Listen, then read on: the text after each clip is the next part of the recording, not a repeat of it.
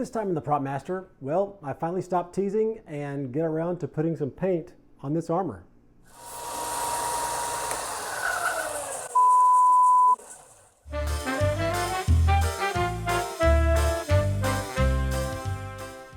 Okay, so first off, let me point out that this whole segment on the basic paint for the armor is one single video.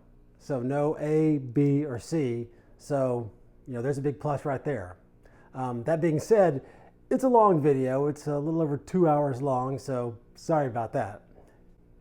But let's talk about basic paint real quick.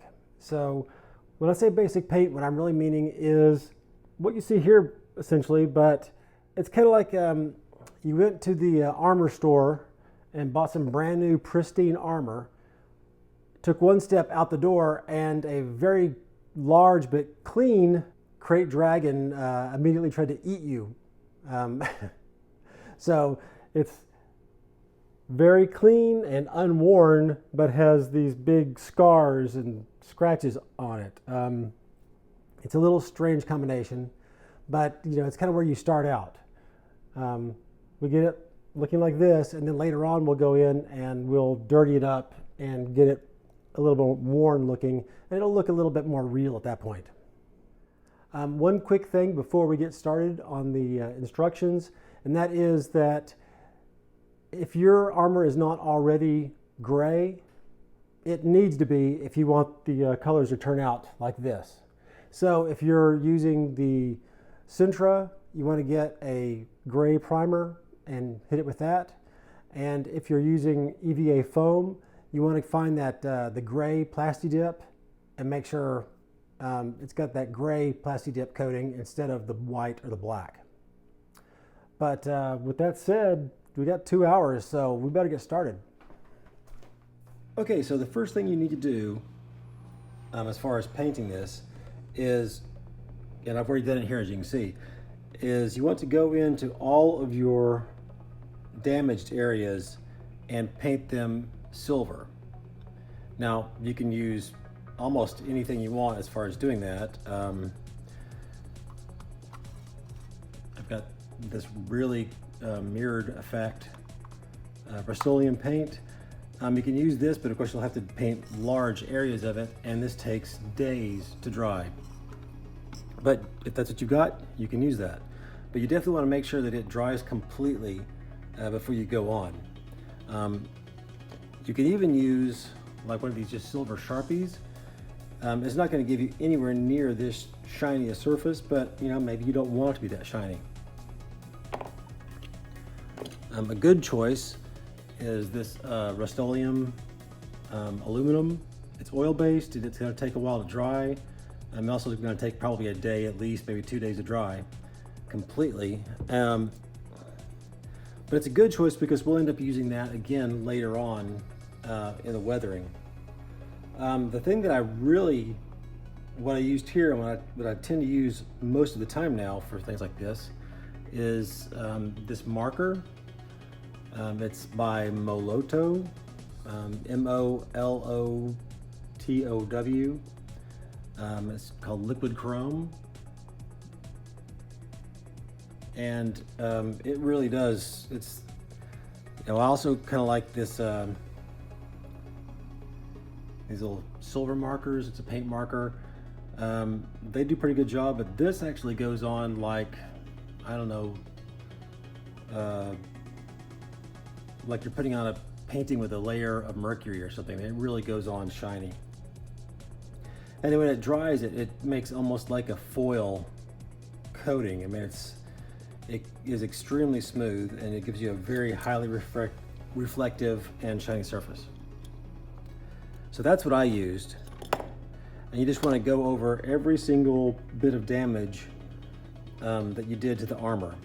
And don't just paint on the inside of the damage. You want to go outside maybe 1/8 or 1/4 of an inch. You know, get the whole area good and coated. And then you want to take some yellow. A good choice is this Liquitex Basics. This is the cadmium yellow medium hue. And the reason why I like the Liquitex Basics is because, or not just the basics, but Liquitex in general, is that you know, you can get the color in this basics medium body paint.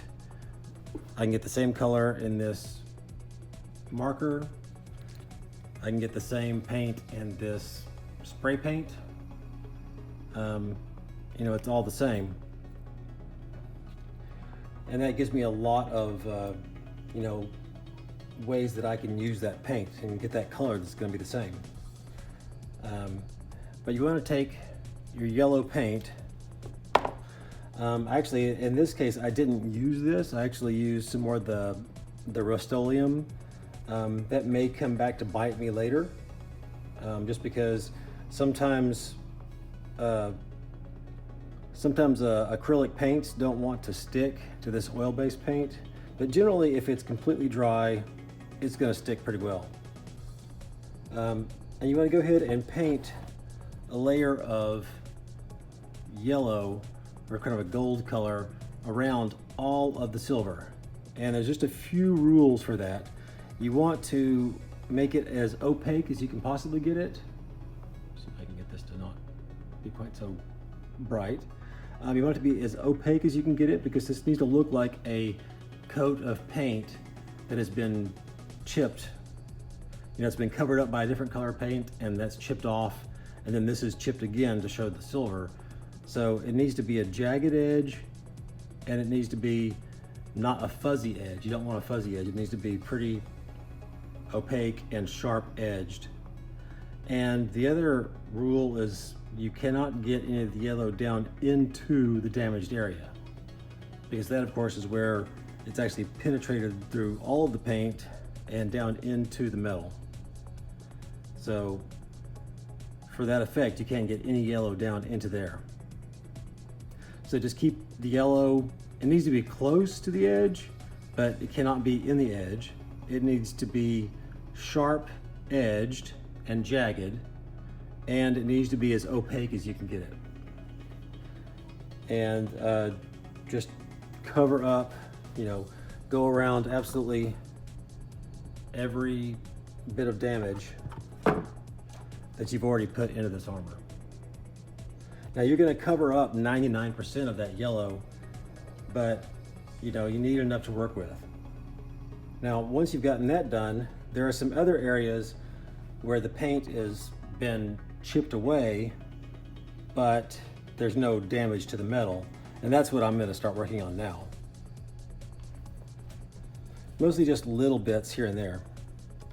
I'm going to use my 2 pins for the most part.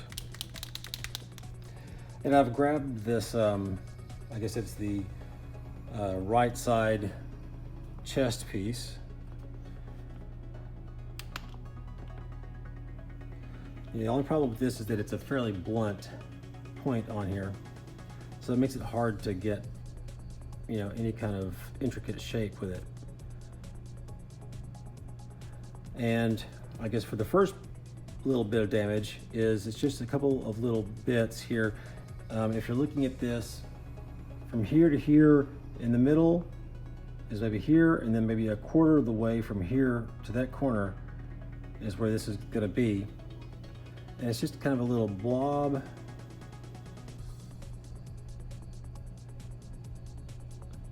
I kind of like to just kind of dot it down, and that's, you know, I'm just trying to get something that's not a consistent shaped, you know, a consistent width shape.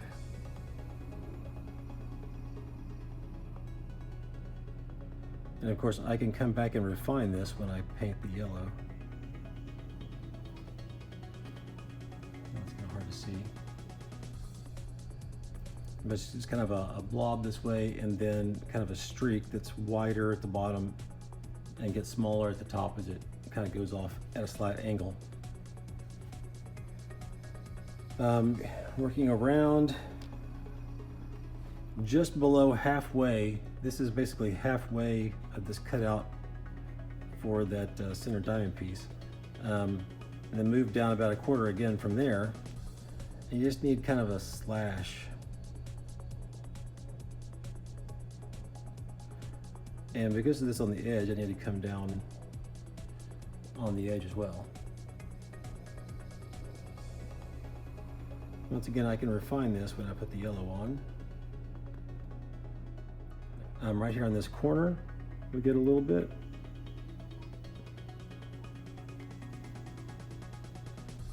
Right on this edge, where you almost want to follow this line up and just make a little slash there. Starts out wide and gets smaller.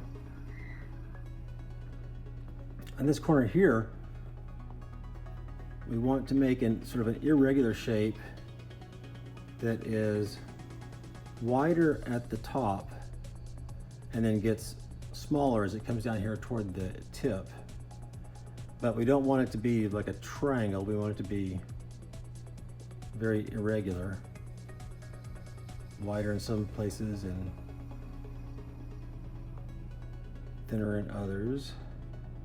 And I want to sort of repeat that on the edge here, just in a smaller, areas where it's wider at the top, I make it deeper down here, and then it comes in shallower.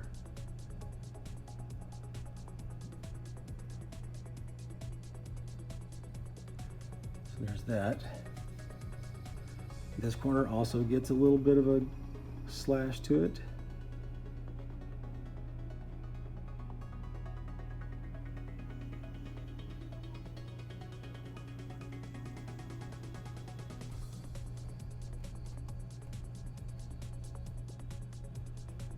And then there's just a few places here in the middle, not really the middle, but not on the edge. Kind of where this little slash is here, where it points up, it's going to point at almost like a little constellation of 3 little dings. And then maybe a little bit bigger one here in the middle. And then kind of directly toward the middle, you just want a little slash mark kind of thing. And that's it for this right side chest piece. Let's move over to the left chest piece. Bit more damage on this one. You want to start just below the little display area, and almost like a little tornado shape. It's white at the top and then kind of wiggles down into a sharper point.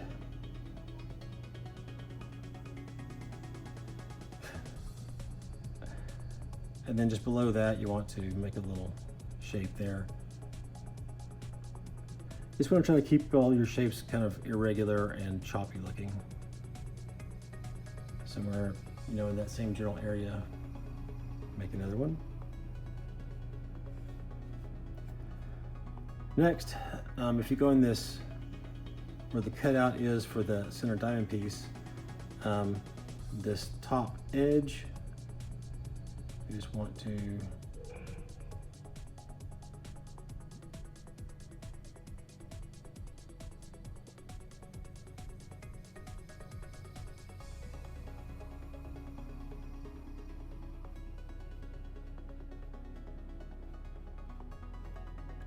do something roughly that shape. Just kind of it gets smaller here and wider out here with a little, almost like a letter T kind of a thing at the top. And of course, as long as it's irregular and sort of in the right place, it doesn't have to, look exactly like what I'm doing or what you see in, a picture of Boba Fett. If you come almost all the way to this corner here, move maybe 1/4 of an inch out from that corner, there's a little blob here.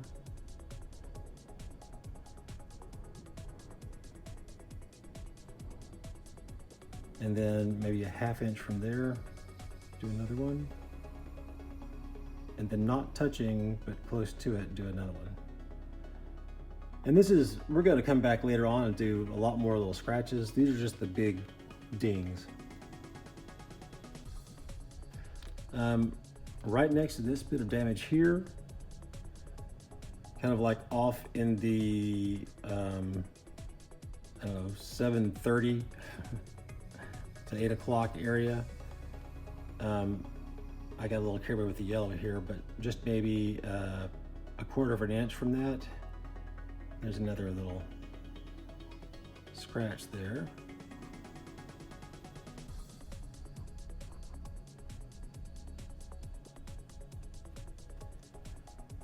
Down on this corner, you almost want like a little arrowhead kind of a shape, but you know, really irregular at the same time. You want to go all the way up, almost pretty much an inch from here up to about here.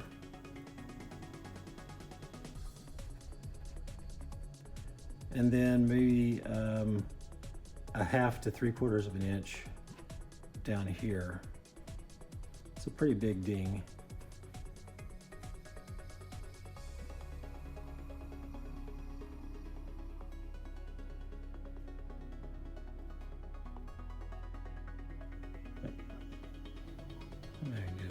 Right there. I don't know. Right here where this angle changes, you just want a couple of marks there.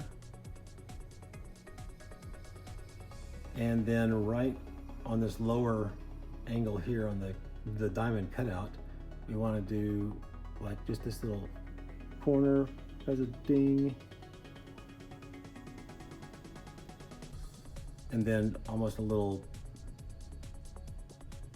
gash or scrape coming off of it.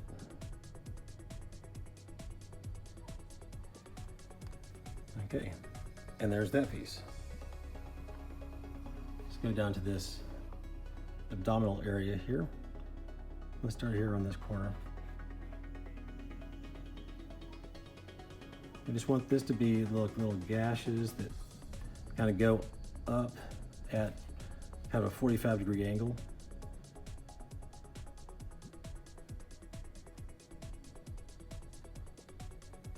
And there'll be like one gash there and come back and another little gash there. And then finally, as you get to the edge, we're going to go ahead and make a long gash that comes, I don't know, maybe an inch along this edge.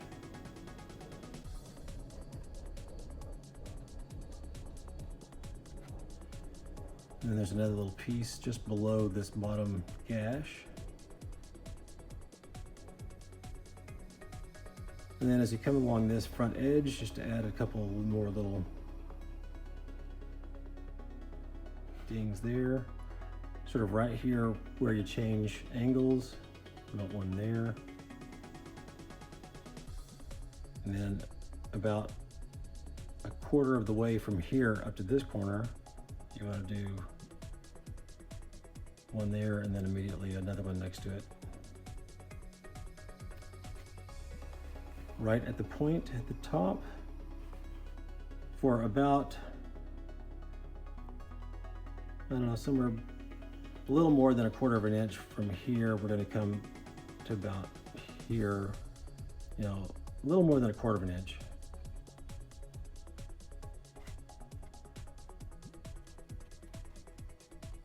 Then from there, pretty much right in the middle between this edge, this corner, and this corner, we're going to put one. And then between those two, come down about 1/8 of an inch, and you get a little dot here, and then kind of a little zigzaggy kind of a shape. I know I'm not describing this very well, but hopefully you can see what I'm doing. And then right here on the corner, not on the corner itself, but that's kind of the one area that doesn't have it. And then from a quarter of an inch each direction from there, we're going to do a little mark here, and then skipping that corner, and then do a little blob here.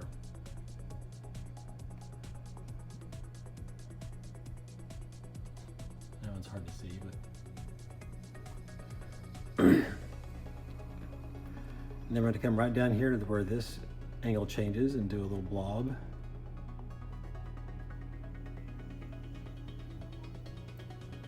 And then maybe a ½ inch from there, we'll do another little blob.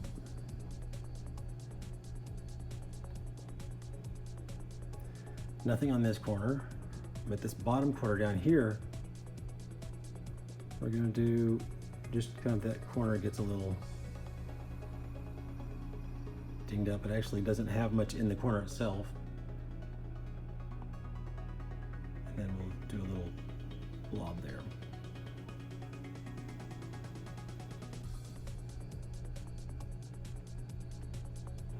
Okay, then right in the middle, at the bottom, we're going to get a couple of scratches that are wider at the bottom, tapering up toward the top.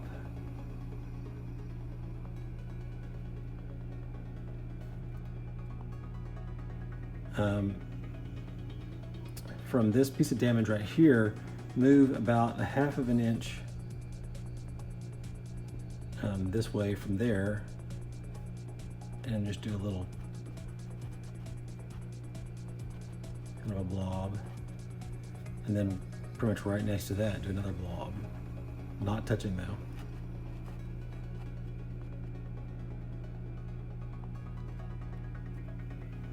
And then this corner gets kind of a crescent moon shape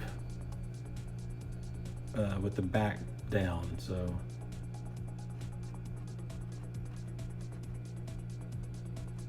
I'll have to refine that a little bit better with the yellow.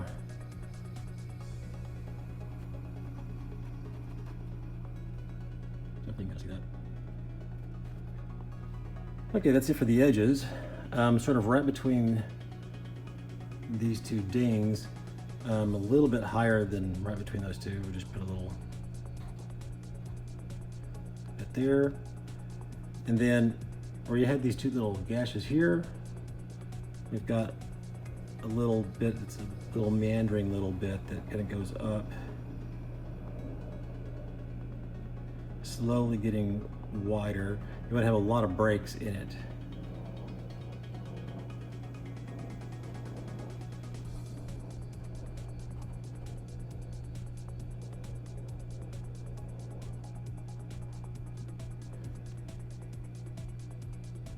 Just something sort of like that.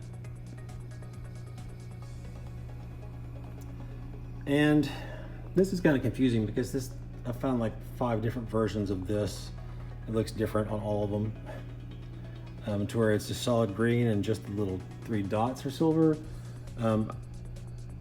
Mostly I've seen there's a lot of yellow paint coming through here, so I'm gonna go ahead and just kind of do this whole area.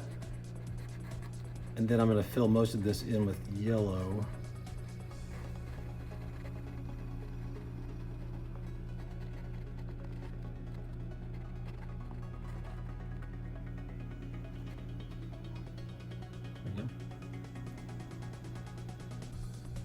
And then there's some other little pieces off this edge.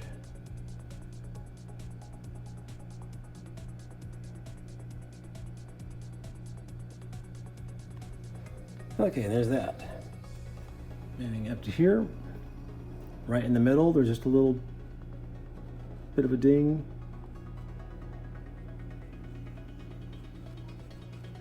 Once again, yours doesn't have to be the same as mine, just sort of some kind of a ding there. And then there's another one kind of next to it. There you go. And then if you have an imaginary line that runs up the middle here, and then between here and sort of, you know, the area where this stops going down and it starts to curve, you know, right in between there, you know, this little spot here, and that gets a ding as well. Kind of a blob. This corner is going to get one of those little, not quite an arrow shape, but you know, it all comes down to the corner. And a little branch that goes up, a little branch that goes out this way. And a little branch in the middle. That looks terrible, but like I said, I can refine it with yellow later on. There's a little bit on this corner over here. Just kind of bang up the edge.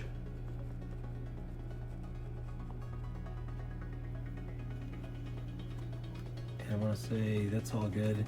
There's kind of a big scrape here. And it's kind of hard to describe, except for that it's almost like it's got some little area here. Like a little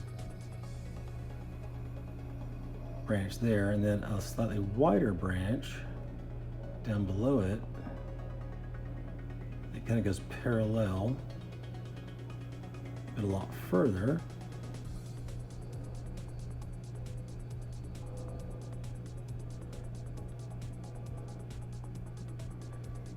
This one's probably like an inch long. And then it's got a little piece that doesn't touch it. It's almost like a little blob off the edge there.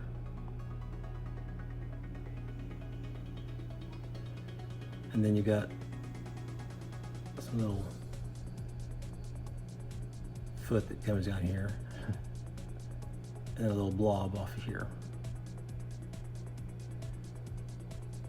And then from there on this top little bit here, let's make that not quite so much of a zigzag, we're gonna just put a little piece there and a little piece there. Maybe one more right there.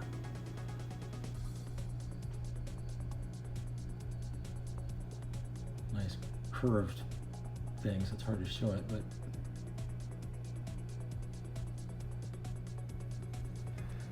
like I say, it does not have to look like that, just some, sort of a streaky thing in that general kind of a shape. Smaller, getting wider here with two different pieces. Let's take a look at, this is the left knee. Right when this is the one that's got the gash kind of coming up. We got this damaged area here, and then we just got a little blob kind of coming off of that.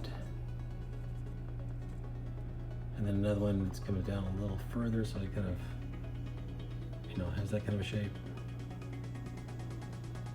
So dop, dop, dop. And then sort of in this corner right where it starts to, if you drew a line around here, this is that sort of middle part at the bottom. So if this were square, this would be the spot where this changes directions from here to being flat at the bottom, but of course it's curved, so you're gonna see where that is. And you don't want to go all the way down to the edge, but you want to kind of follow that edge. And you just want to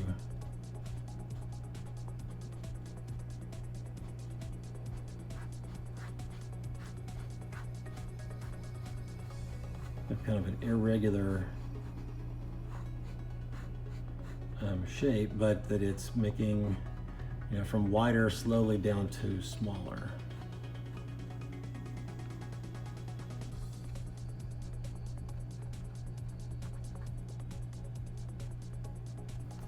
Okay, so we have that kind of shape there.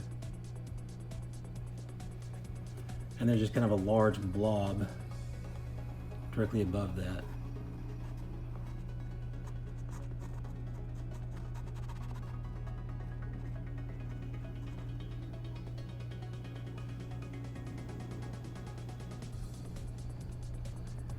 That's it for the front of it.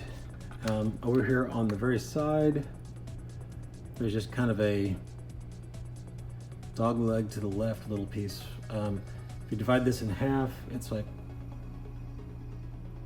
a quarter up the way from the bottom, or if you divide this in half, go middle again, and sort of area here, you're just going to have a little dog leg to the left kind of a thing, a little hook shape.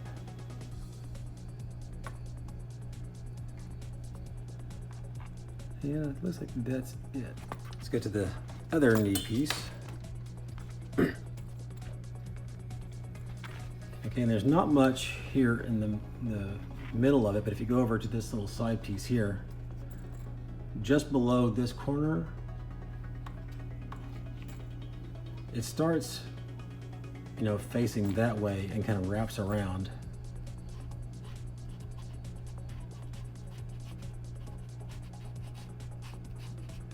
It's kind of an irregular shape, sort of smaller here and working your way bigger, but not much.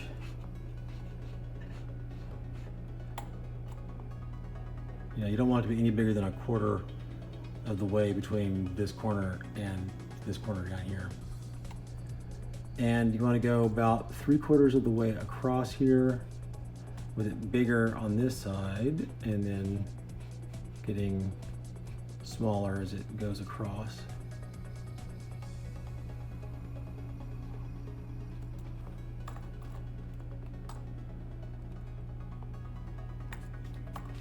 And as this line comes down,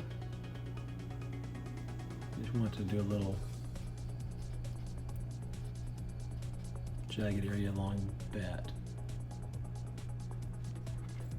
And then right where this line kind of comes up, right where that would, if you could project that straight up where that would meet the top, you want to do a little shape that almost looks like a number 9, where it kind of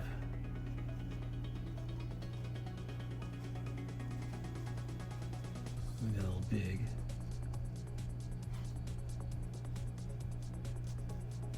So you leave a little hole there, and then you have a little hook.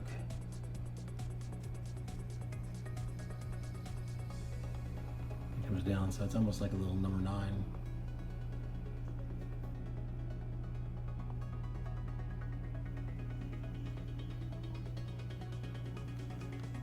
Okay. And if you have any little bits of damage that are like really badly dinged or damaged, you can always, you know, paint those in. You know, it's just a little, you know, work with what you got. So if it looks damaged, make it damaged. Let's go to the cod piece. So if you do this little wing that goes off here, if you're looking at it to the left, if you're wearing it to the right, it's almost if you divide it into 3 parts, this would be the 2 dividers. You know, just a little, just a tiny bit there on the edge because we're going to go in with a lot of yellow around it later. Sort of straight down from there, you want to have just a little kind of a scratch that goes in there. You can see where I've drawn this in already. Sort of right in the middle, some randomly between these 2 pieces, maybe a little closer to this one. Just a little thing there.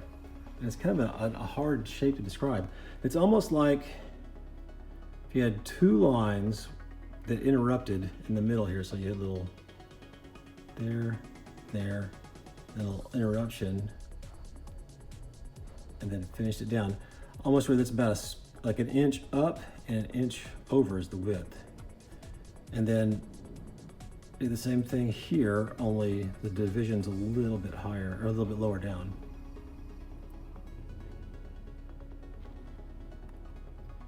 And then fatten this one up with some little short lines.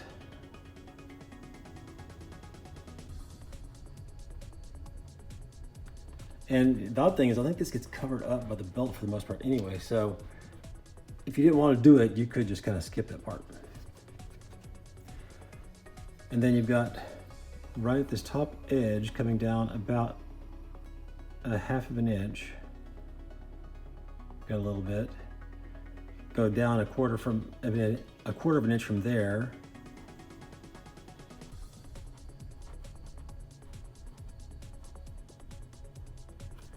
Got another one. Right on this corner, you're going to do a little bit.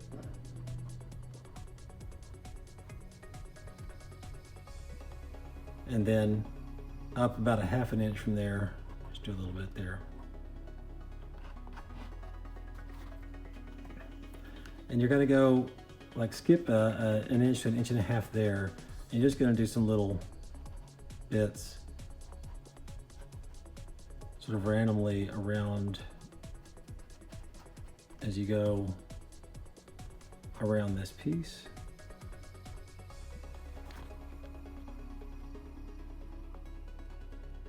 And then this corner,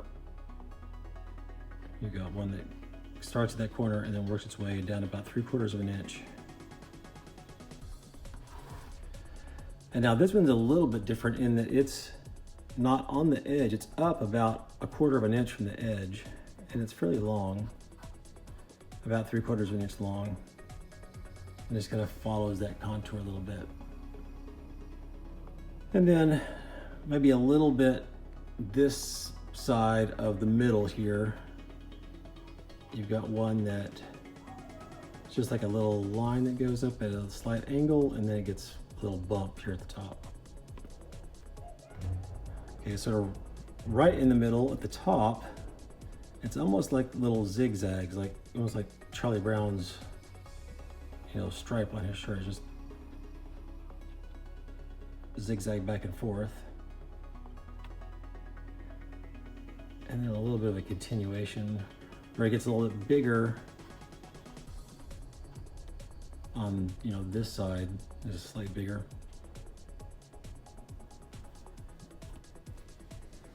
And that's it for the cod piece. The back belt doesn't get much of anything. Sort of toward the top, right in the middle, there's a little ding. And then sort of maybe 1/3 of the way from the middle to the edge this way, there's a little bit of a ding. There's no yellow on this piece for some reason. Looks like just this little curve here gets some little random edge scrapes as you go along.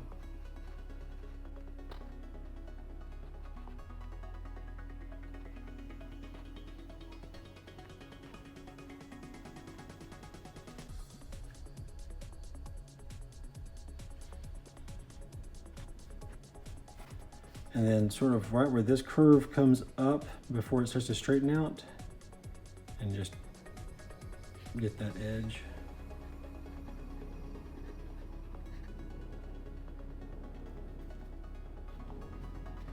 That's it for the back belt piece. This one's kind of a complicated piece because this one is the one that has the sticker on it, or has the the seal on it. And it's very weathered, but it seems like there is some scratches here that goes sort of from this corner here. And if you drew a line from this corner over to that corner, from about where that imaginary line would be up to almost this corner, there's a series of severe scratches.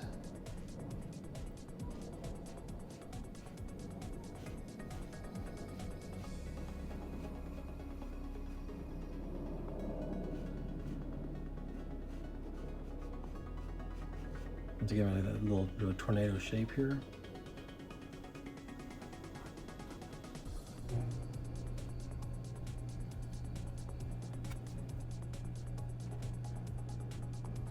So you've got kind of a piece here, and then kind of, it's hard to describe, you want to have this one piece somewhere along here that gets, fairly wide out here, and then as it kind of curves down toward not only that center part, but also this line that would go from when you bent it, where it's, sort of side. If this is the front, here is the curve, where the curve starts to go to the side, and that line, you want to get almost that line with your scratch.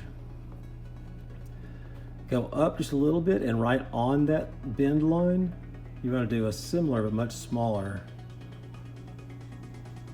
scratch.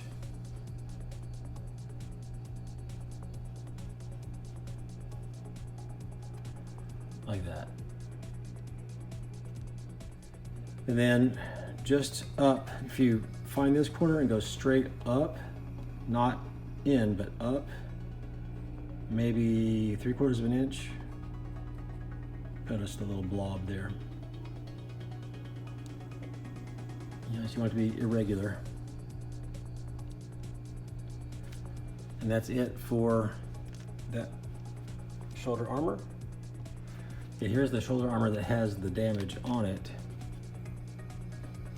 And we're gonna do some more stripes that go, you know, sort of top left to bottom right.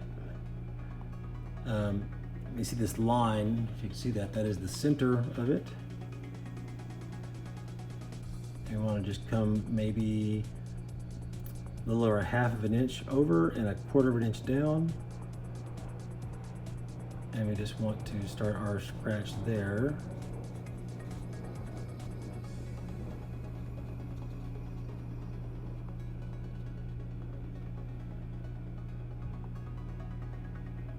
That's not great, but I can refine that with yellow later on.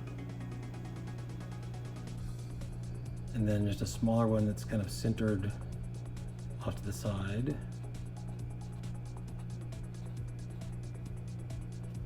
Like that. And then another one sort of much right in the middle of the thing.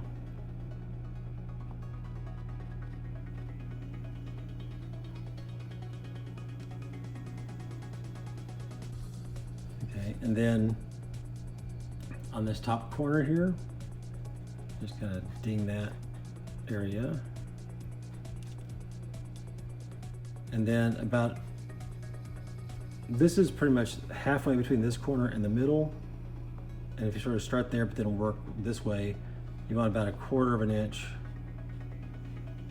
maybe a little more than 1/4 inch size little blob. It sort of starts wide at the top and then narrows down a little bit. Don't forget the side as well.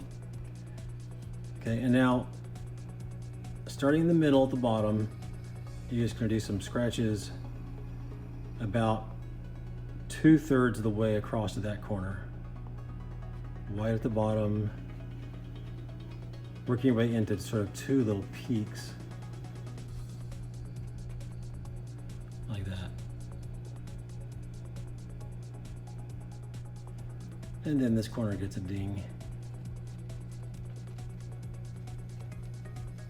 Now, sort of between these two up about 1.5 inches, you want to do another little blob that's kind of small at the bottom.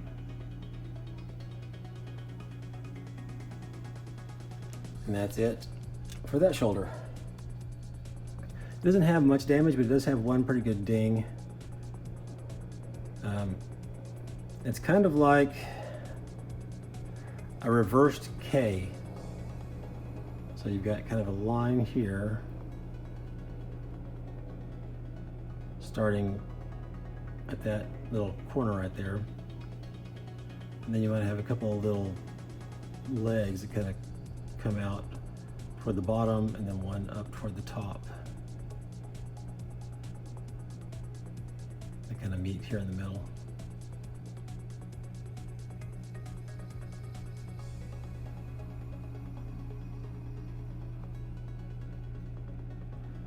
So something like that. And then the very top point gets a little tiny little ding. And that's it. So that's it for all of the silver. Okay, I totally forgot about the back. And probably should go ahead and mention, which I forgot before, the first thing you want to do, and the silver's, you know, okay if you didn't, but from here on out, you want to go ahead and clean off all of your armor pieces, especially these pieces that were held together with tape. Hopefully you didn't use Gorilla Tape like I did. I've had tons of tape residue on here. So you want to go ahead and clean that off really good. So whatever you use to clean it with, just make sure that you test an area and make sure it doesn't dissolve the primer, especially if you're using EVA foam. And it's just on here with the Plasti Dip spray. You know, I don't know what paint thinner would do to that. So you want to test an area if you're going to use something like that to clean it off. Otherwise, you know, just make sure it's good and clean before you start painting. So there's not actually much on the back. We've just got, if you look at sort of the circle here that, you know, makes this flat area, you've got some spots along this edge down at the bottom and this edge at the bottom, and then some sort of little spots here, and I'll go ahead and show them those. And then you've got a fair amount right around this right side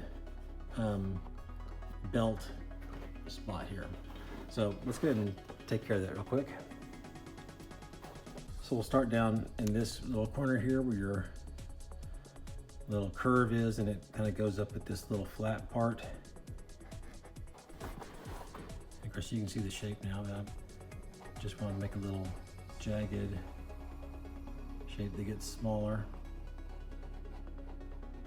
toward the top.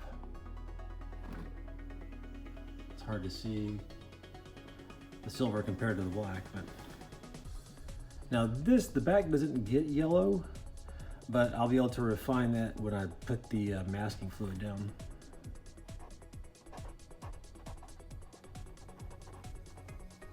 Maybe a ½ inch between these, and then finally the smallest little bit of scratching.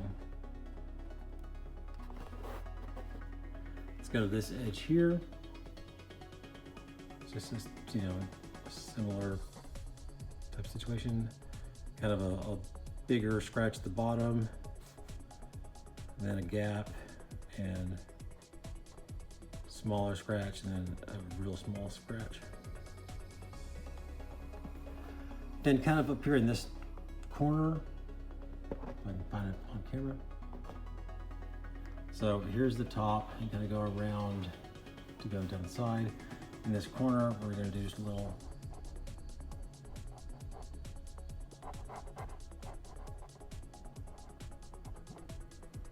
couple of areas. Straight down from there about 1.5 inches, maybe 2 inches.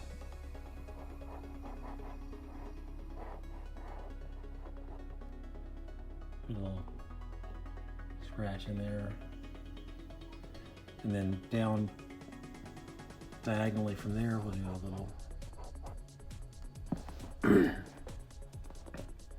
little scratch. Now, if this is the middle and this is the edge right between those two, and down about 2.5, 3 inches from the top, I just want to do a couple of scratches. One there, and then one down about 1 inch down and a little bit to the left. Okay, now let's get to this area here. So basically it's this entire top part that sticks out here.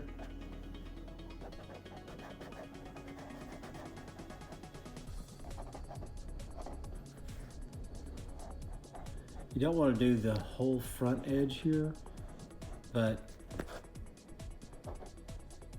you know, do that whole, you don't do this whole face, but do the whole corner.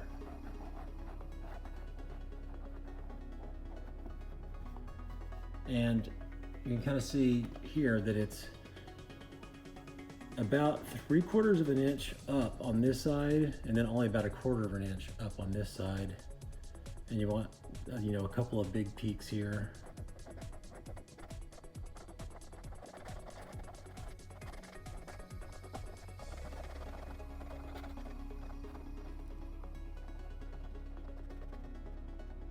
I found that when you're doing large sections like this, it helps to do like little,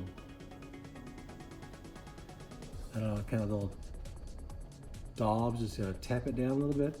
It gives it a little bit more of a metal, solid, heavy metal feel to it. Almost like, not really hammer dents, but like little hammer strokes or something, I don't know. And then you want to come around this edge,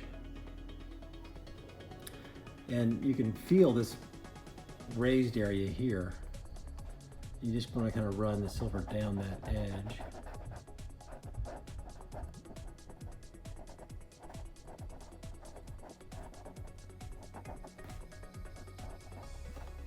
And up that side a little bit.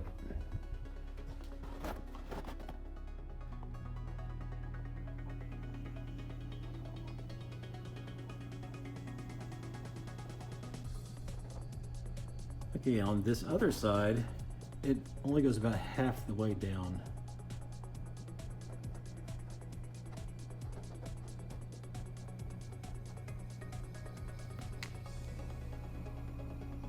don't think you can see that worth the going. Probably better to go off the drawing that I had there with the Sharpie before I started to put this in. And then in this bottom corner, we're just gonna kind of do this. It's like a little rectangle here, and then it goes up.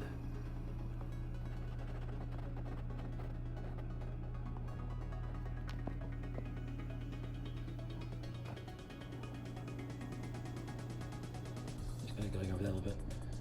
So at this top part, we just have this little stair step kind of a shape.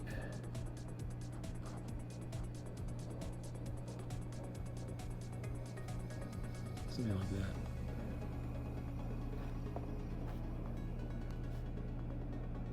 You just want to get it, you know, enough in there.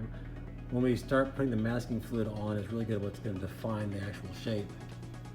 Because you want your silver to be bigger than the shape it's actually going to be, because you'll then mask that off, paint over it. When you're taking the masking fluid off, then it'll reveal this silver. And that's it for the back. Now, before you go on with the silver, you need to let this silver completely dry. If you're using like the Rust-Oleum aluminum, you know, that's going to be at least you know, at least a day, maybe 2 days. The spray paint's going to be probably 3 days. This paint pen will feel fairly dry, you know, within a couple minutes, but you need to wait, you know, 12 to 24 hours on it before you put the yellow on. Otherwise, you can have problems with the paint not wanting to stick to it. I'll go ahead and set this here, and I'll wait till tomorrow and we'll start doing the yellow. Okay, so the silver has had plenty of time to completely dry. In fact, it's been several days. I haven't really had a chance to come back out here. In fact, I was able to do a test piece with all of the different versions of the yellow, and they all worked just fine. So if you want to use this Liquitex marker or Liquitex paint, or the Rust-Oleum cadmium yellow, they all work just fine. Actually, I believe the Rust-Oleum is not cadmium, it's sunburst yellow. It's these two that are cadmium yellow, the two Liquitex colors. If you do use this, you're going to want to put you want to do 2 layers, one in white, and then go back over the white with this yellow, because unfortunately this is just too translucent and you're never going to build up enough color for it to be a nice opaque yellow. The paint pen actually does do a nice opaque yellow, oddly enough. So I'm going to go ahead and use this, but you can use the Rust-Oleum Sunburst, or the pretty much, for that matter, you can use any, you know, bright yellow that you want to use. It's kind of a golden yellow color, but I highly suggest this little paint pen from Liquitex. Now you can see on this test piece that I actually used, the knee pads and shoulder pads, strictly speaking, don't have the yellow, the light yellow color around the silver, but I think it's a nice effect that, you know, gives it a, it used to be a lighter color yellow and now it's a little darker color yellow. It doesn't stand out, so I think it's a nice effect. So I'm gonna go ahead and do the yellow outlines on both the shoulder, or on the, not both of the shoulders, but on the damaged shoulder with the big impacts on it, and both of the knee pads. Now there are two other pieces that do not get yellow, and that is the back piece and the right chest piece, the one that does not have the display. Neither of these get yellow unless you want to keep everything consistent. I'll deal with those in a second. Strictly speaking, this collar piece also does not get yellow, but once again, I just like the effects and I want to keep it mostly the same. Not to mention the fact that I already put yellow on here. So I'm going to go ahead and do yellow on this, but I'm not going to show very much of the yellow when I mask everything off. So if you want to strictly adhere to the movie prop, then the collar, the back, and the right side chest piece, or the side that does not have the display, none of those get yellow. They get a very dark, like an olive drab, but extremely dark, like a barely green, dark gray, to say. I'll deal with these two pieces in a second, but let me go ahead and start on the rest of this stuff. If you're using the Rust-Oleum, you probably have to do a couple of layers. It's mostly opaque, but it gets a little thin. The important thing is that, where you get up to the silver, you want it to be, a nice sharp line. You don't want it to be, fuzzy at all. The thing you do have to watch out for with the paint pen is that it has a tendency, it's very liquidy. So you need to be, keep that in mind when you're putting this on. If you get it on too thick and then turn the piece sideways, it will run.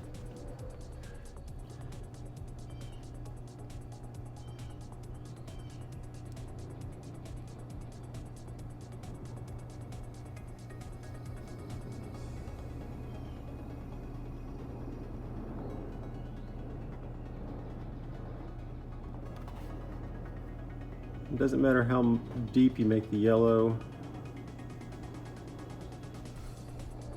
as long as it looks, good and sharp up against the silver. I'm going to paint over most of this. Also, you're going to use the yellow to kind of define, see right here where there's kind of a big blotchy kind of shape. I can use the silver to, the yellow to make that more sharp and defined shape.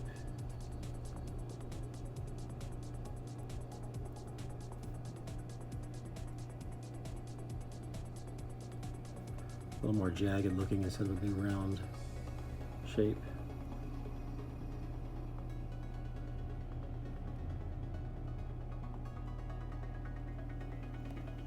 Since these are supposed to be scratches and scuffs, you don't really want it to be round, edges and everything. You want it to be kind of jagged.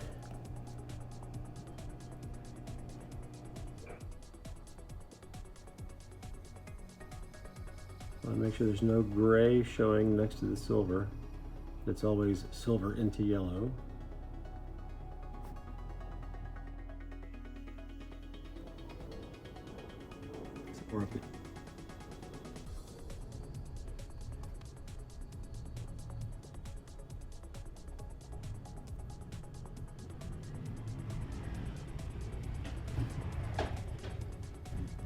And if this dries and it's a little bit translucent, don't hesitate, just go back in and put another coat on it.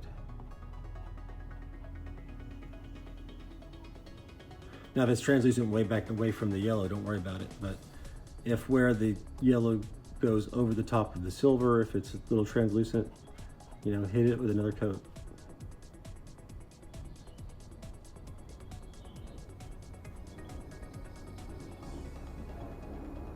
Okay, so there's no point in me showing you every little outline of every little piece on all of these pieces. This one's a little bit different in that I don't want to just put yellow on out here. I want to bring the yellow pretty heavily in between the three little circles. You know, you don't want to get any of the yellow down into the circles, but beyond that, you definitely want to get some yellow down in here. And then just kind of create a jagged yellow outline. Sometimes it kind of helps if you just kind of tap the paint pen onto it. It gives it a little bit more opaque. Whereas if you drag it across, it tends to get a little thin.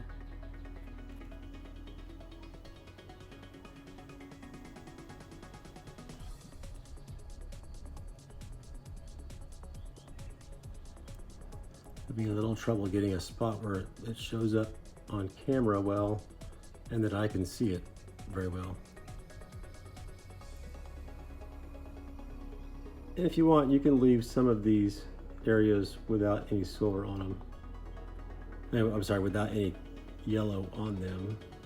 I mean, there will definitely be some areas where it went cleanly through both layers of paint without leaving any of the yellow showing. You don't want everything to be the same. So let's go ahead and change over now to the back and the right side chest armor piece. And what I'm going to do there is I'm going to go back to my Liquitex Basics paints, acrylic paints. And you don't have to use these paints if you have a very dark slightly greenish gray, or even just a really dark gray. It would work. You can use that in whatever you have. I've got some of this Hooker's Green Hue Permanent, Liquitex Basics. It's a pretty similar color to the one we're going to put over everything. It's a little bit more yellow green to it than that one is. Sort of a really dark version of just an emerald green. And then I've got a little bit of this Mars Black in the same Liquitex Basics paint.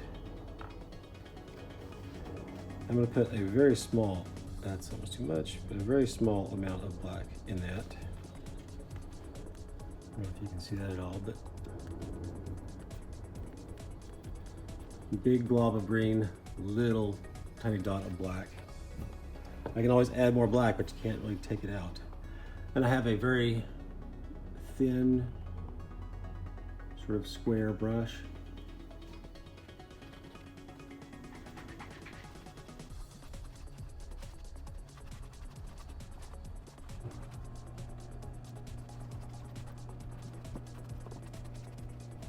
Like I said, you just put a tiny bit of black in there because you can always add more. As it is, this looks pretty good to me.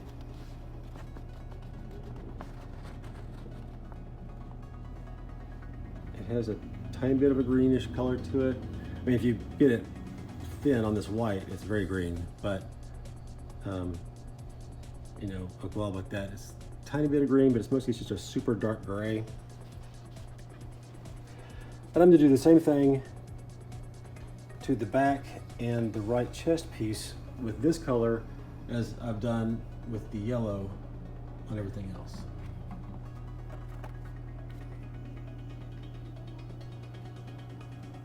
And once again, you don't have to do every little bit of the silver. If you leave a couple of silver pieces without any of this color, it'll be just fine.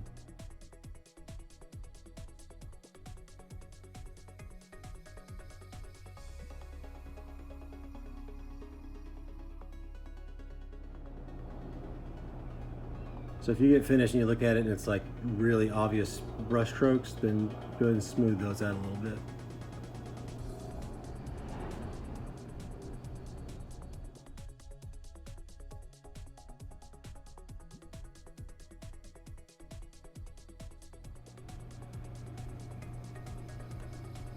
Now, on something like this, where you get this big sort of a slash, if you want, you can kind of finish that slash up with some of this color. And that would be where, you know, the slash kept going, but not as deeply.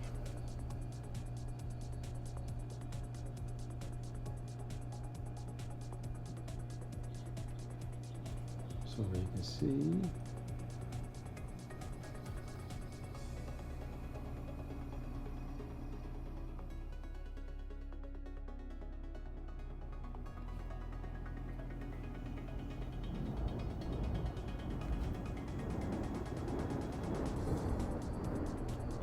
I'm going to do the same thing with this slash, where I kind of continue this dark gray green out.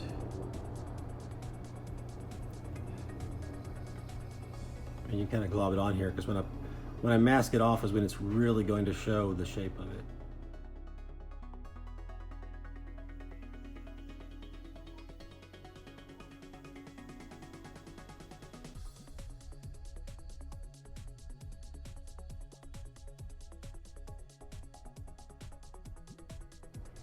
Okay, and I'll do all of this as well as the back. And if you want to, and you haven't already put, even if you did put yellow down, you could probably go over the yellow with this color on the collarbone piece.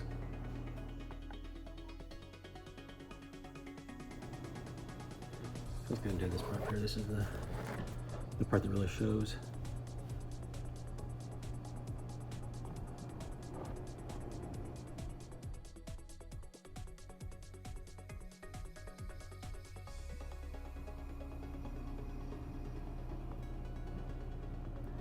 The reason why I'm using this kind of square brush is because it helps to define sort of the paint chip feature, you know, the fact that it's supposed to be chipped paint.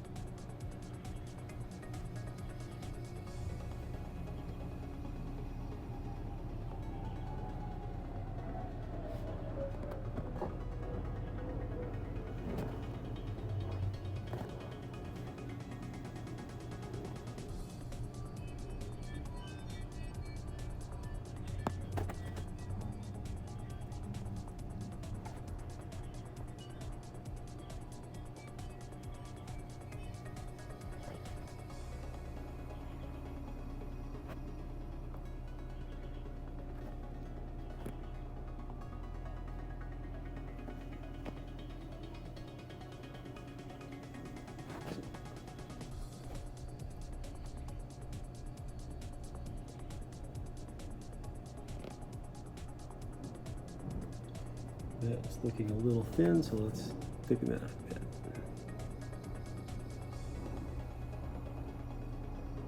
Okay.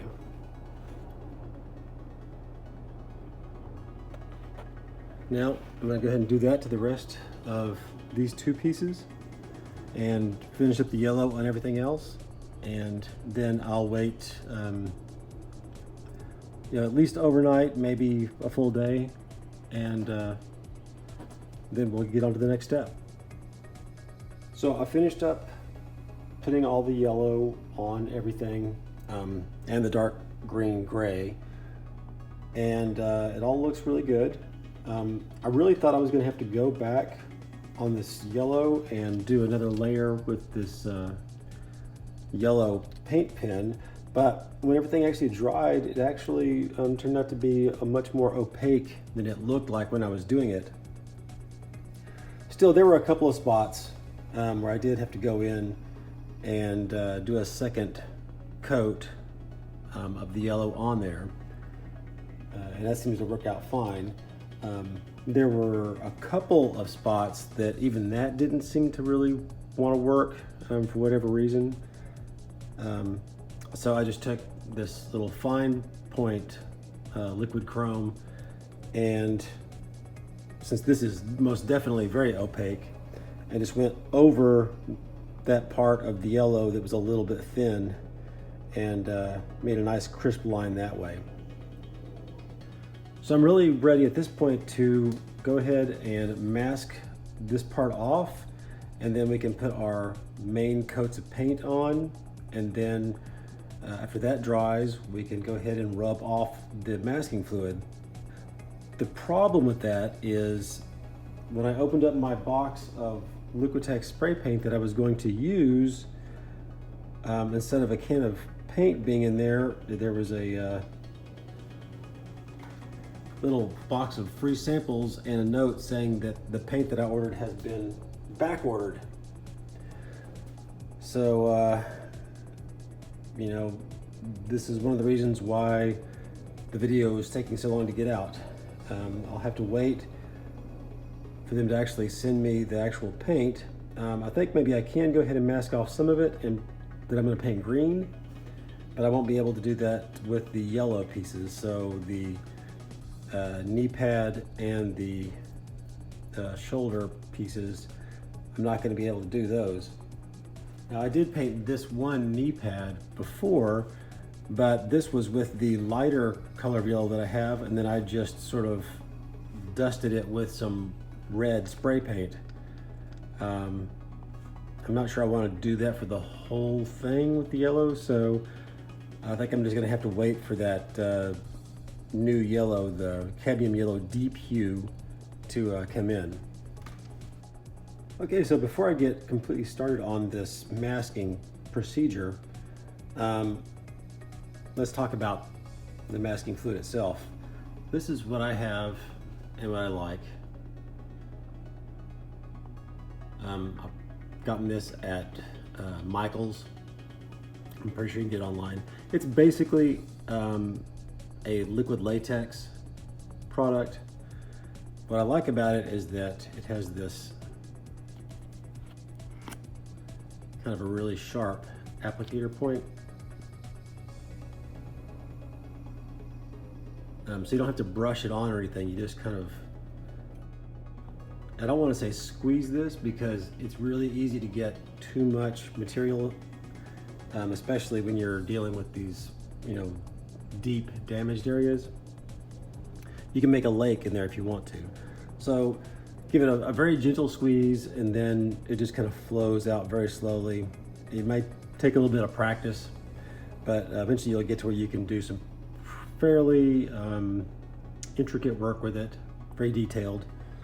But you can also, if you don't want to spend the money, this is a little bit pricey. It's about $15 or $20 for one of these. You can, and I have in previous videos, used toothpaste. I would avoid the gel stuff, just like you want to use the regular old white toothpaste.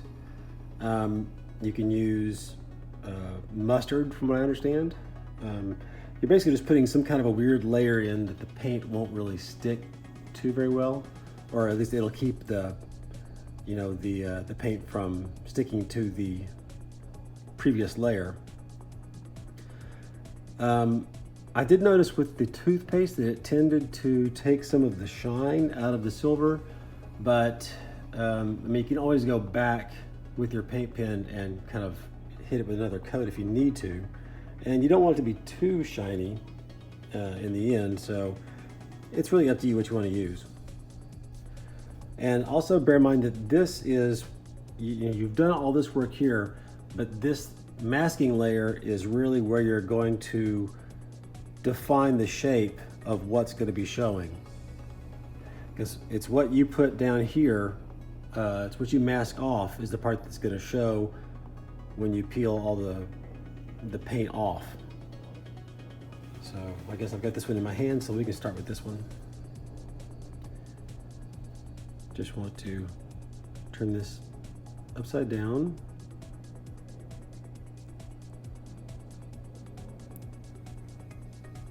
And you can see now how you can get too much on there really easy. I don't know if you can, what you can see of that, but it's a pretty big blob. So I'm just kind of working on moving that, little blob around. The biggest problem when you get a blob like that is that it's not going to look like, the jagged shape that you want.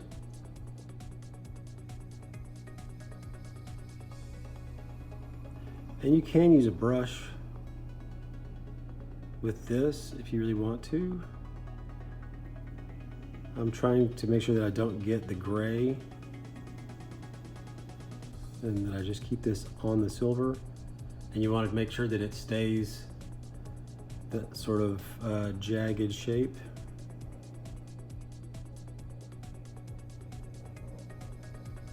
Now, kind of before, if I do end up getting some of the gray on here, I can always go back and with my silver pen and paint that silver later on. And I want to make sure that I get some of the yellow, but not all of it, just a little tiny bit of the yellow. Oh, and actually, now that I think about it, this piece doesn't really show the yellow. So if you want to stay closer to the actual movie prop, then I would say, on this one piece, let's not show any of the yellow.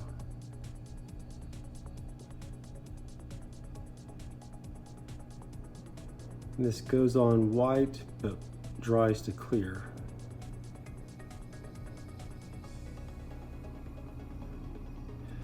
And just a little helpful hint, it's not a bad idea to take a picture of your pieces before you do your paint on top of this masking material, because sometimes you can actually forget where the pieces are when you start trying to peel the paint layer off of the masking material.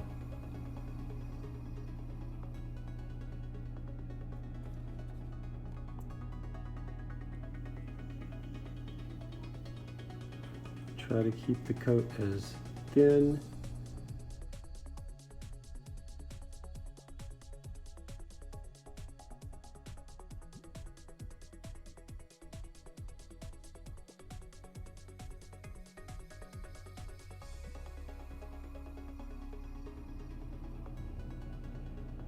As long as you keep this nice and thin, it pretty much stays in place. If you get, if you squeeze a little bit too hard and you get a big puddle of it, then yeah, you gotta watch out because it can run. Now, if it does run and you wipe it up really good, you don't have to really worry too much about it messing with the paint.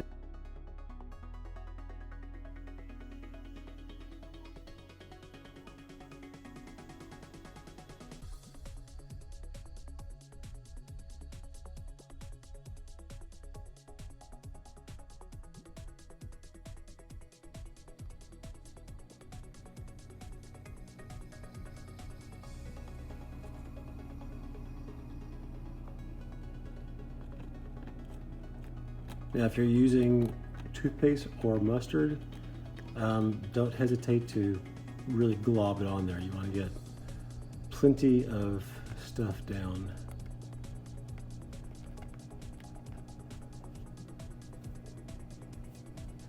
Okay, so there's the first piece. One of the things I like about this masking fluid is that it comes with a little needle that's in the lid, so you can push that down into this little tube.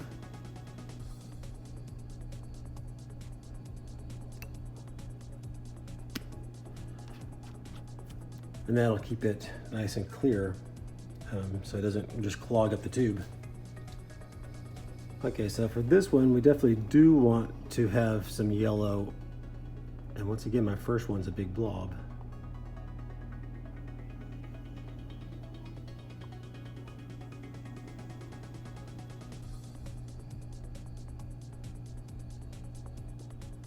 So I definitely want to make sure this goes back into the yellow, because That yellow is going to help define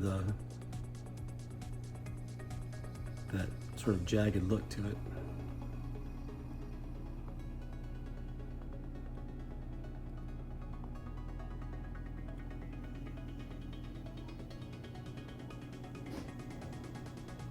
I don't want to get too much of the yellow into it, but you know, I definitely want there to be some yellow around the outside edges.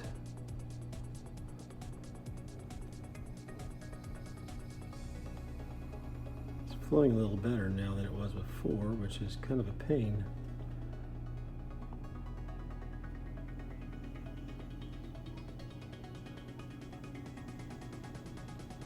I'm not sure why it's suddenly making all these bubbles too, just to make my life difficult on camera.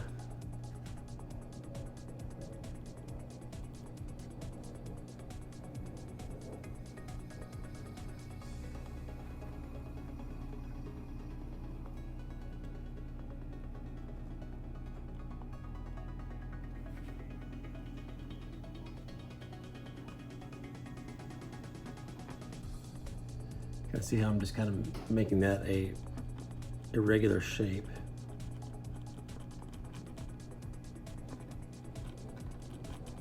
At this point, I'm not squeezing the bottle at all. I'm just trying to move around this abundance of masking material, masking fluid, I should say.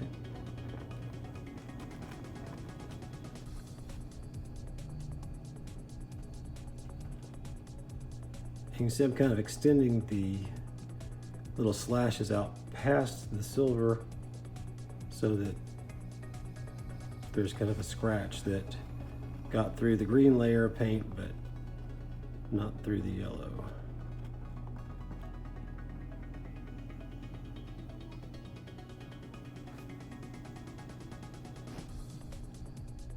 I'm just going to leave that masking fluid open while I try to clean this up a little bit, and hopefully it'll clog itself a little bit like it was before and not flow quite so easily. Set this one down and go to the next one. Let's do one of these with the dark green.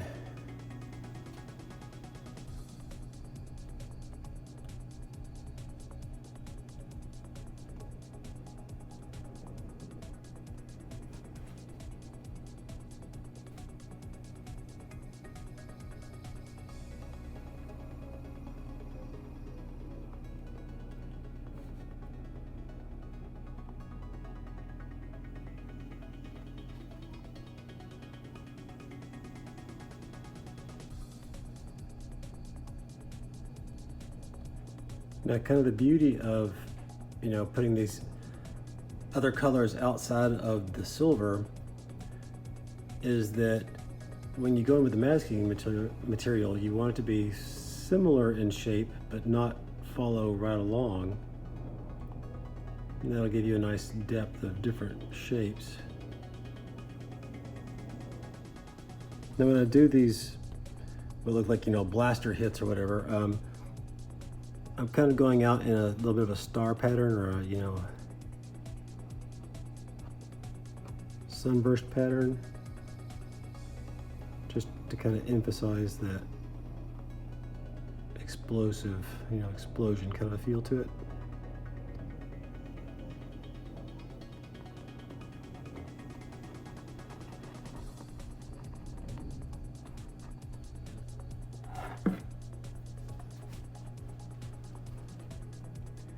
So for this little area here, you want to make sure that you definitely get this, but you actually want to get most of this yellow here in the middle.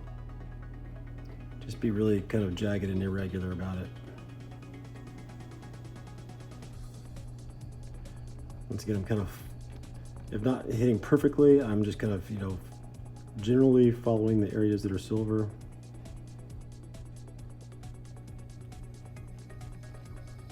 But I also want to get quite a bit of this yellow in the center. I don't think you can see any of that, can you?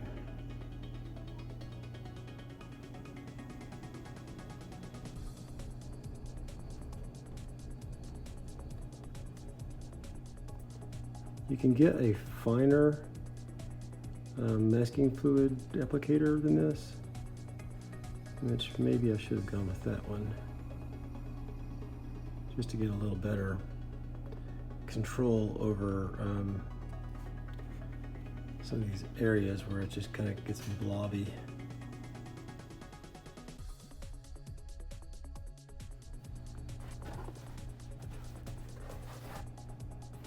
And last but not least, the back.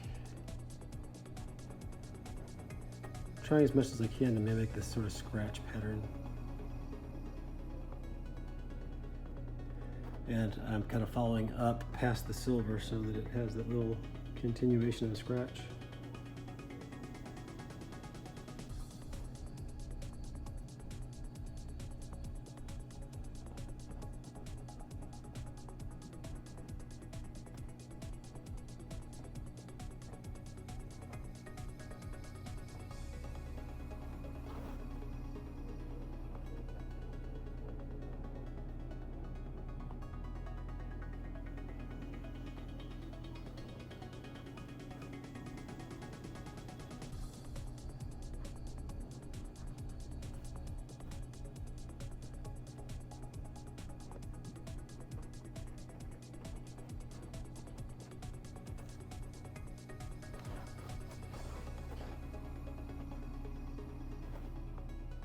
So that's it. Let me put the lid on this and try to clean this up a little bit.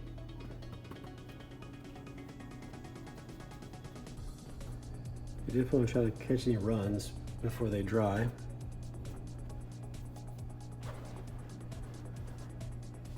Okay, so I will set this down, and when these dry to clear, then we'll be ready to go on to the next step. And like I said before, we'll just have to wait for my other yellow to come in before we do the shoulders and the knees.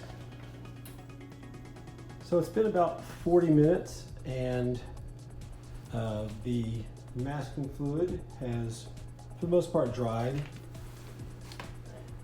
If you look in here, you can see that, you know, in the really deep areas, it's still white, but there's no reason why I can't just paint over that. It'll still come up. But I don't have to worry about it mixing with the paint or anything like that. So I think we're ready to go ahead and do this. I could wait for that to dry, but it might be another 45 minutes to an hour. And honestly, I don't have that much time, so let's go ahead and do this.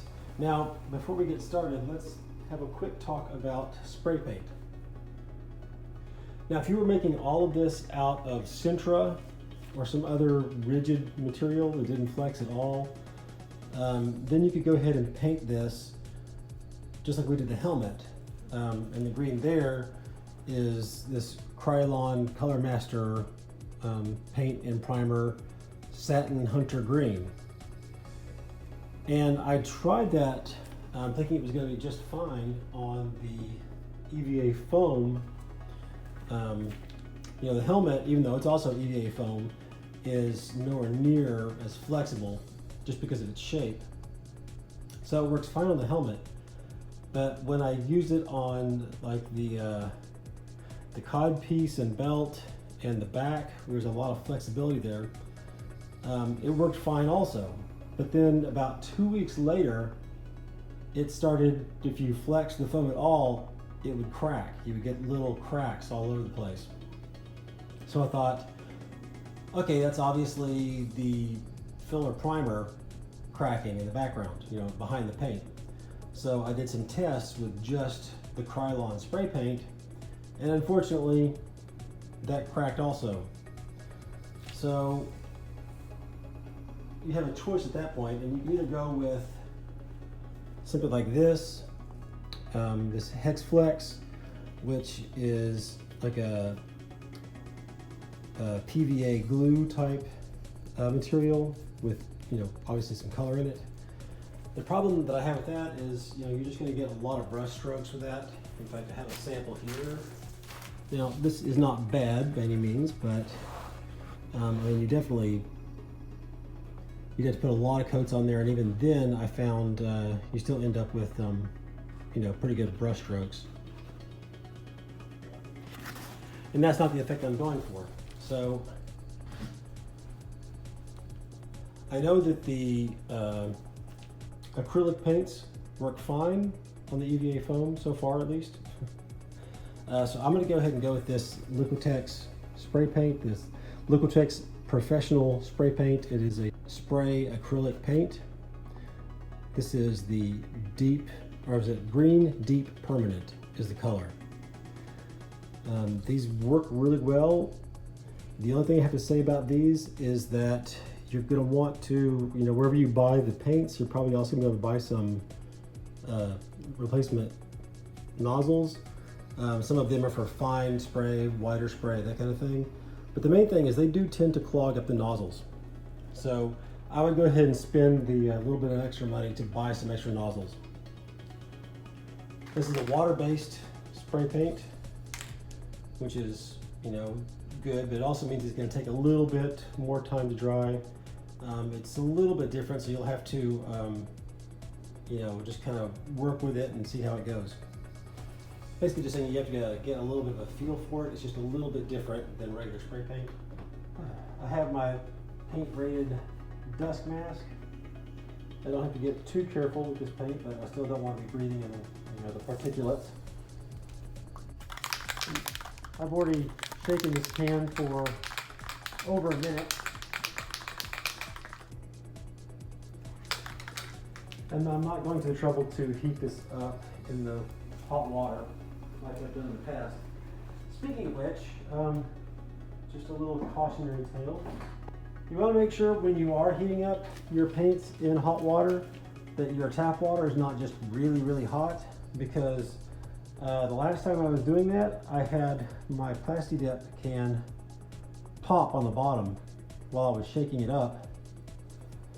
And you know, that little concave surface there is there so the can doesn't explode.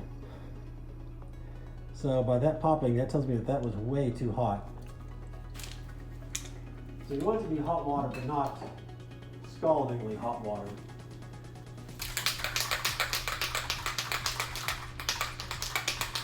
So I'm not doing that with this paint, and I'm just going to put on a fairly light coat. I found that this green, at least, is fairly opaque.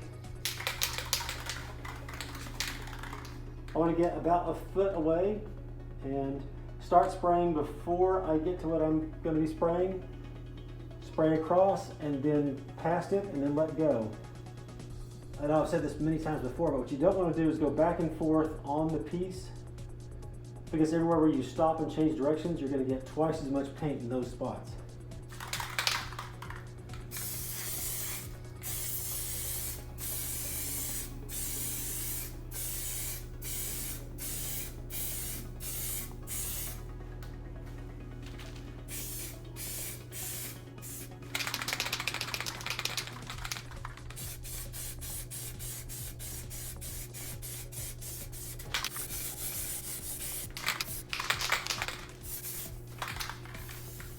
There's that I was talking about where it tends to clog up. So I pulled the nozzle off, and I'm just going to wipe it really good with this old towel, and that will probably fix it.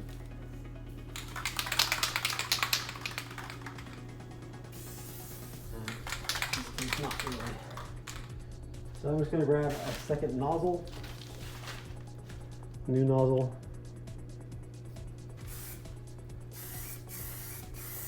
This is a much finer nozzle, I see.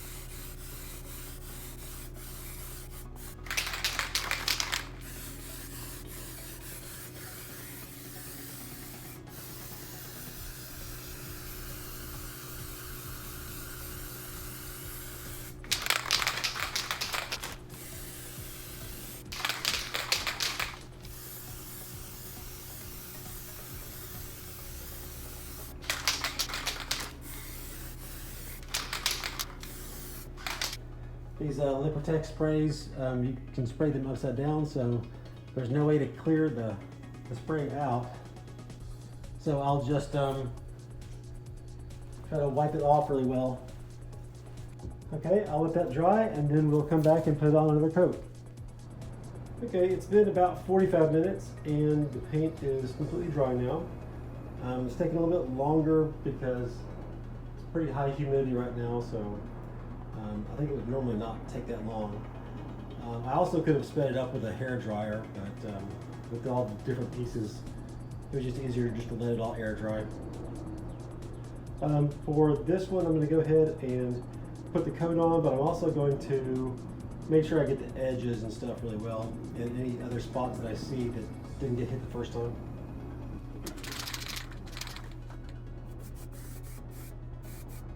That means I'm probably going to spray my hand pretty good.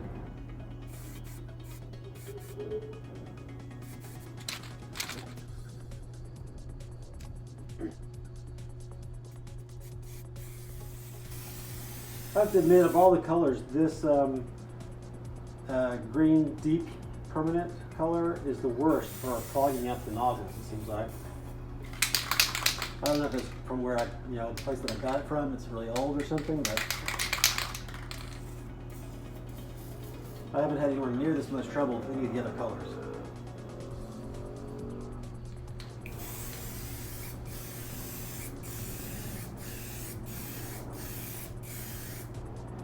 I may try soaking these nozzles in water in between uses. So it seems like once I put a new one on there, it's good for a full spray, and then after it sits and dries for a while, then I have problems.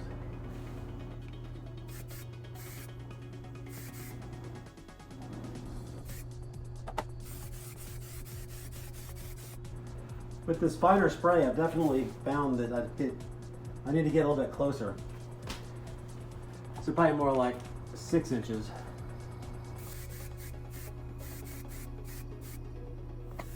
Now this stuff will pool up and run easier than regular spray paint, so don't get it too thick.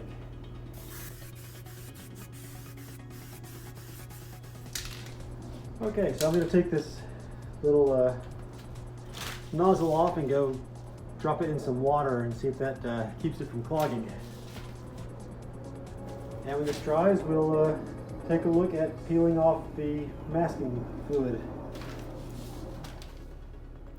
The second coat of paint is definitely dry now, and I've already taken the masking fluid off of a couple of the pieces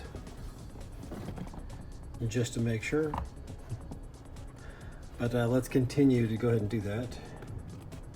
Now I've also got a little toothpick here. It's going to be helpful to sort of start things off in some of these sort of damaged areas. Once you get it started, you can just rub your thumb back and forth and it'll peel that masking fluid off.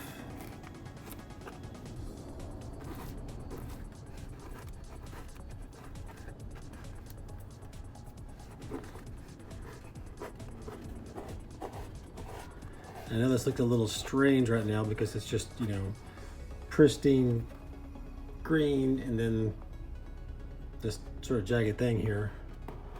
But once we've finished with all the weathering and stuff like that, it'll all look perfectly natural.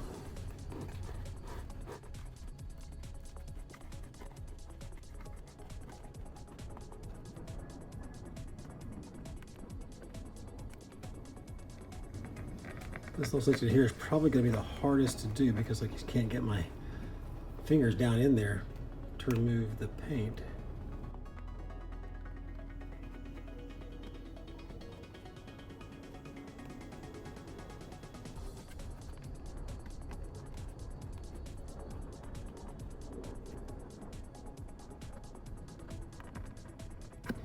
Anything that I can't get out, I can always go back in with the silver over the top of.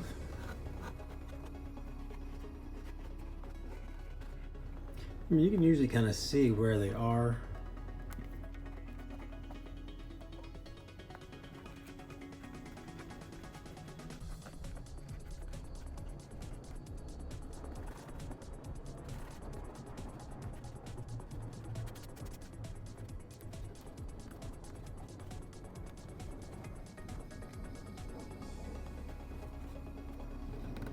It's always a good bet to just kind of run your hand along the edge.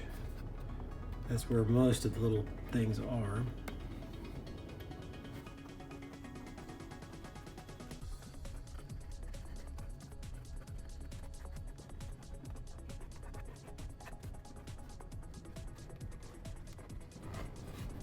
Okay.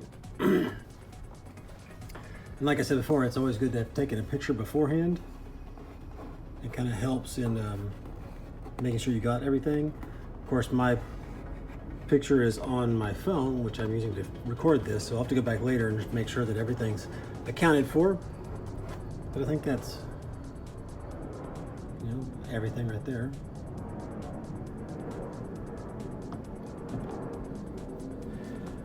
Let's try this other side that doesn't have the yellow, that has the dark green. See how that looks.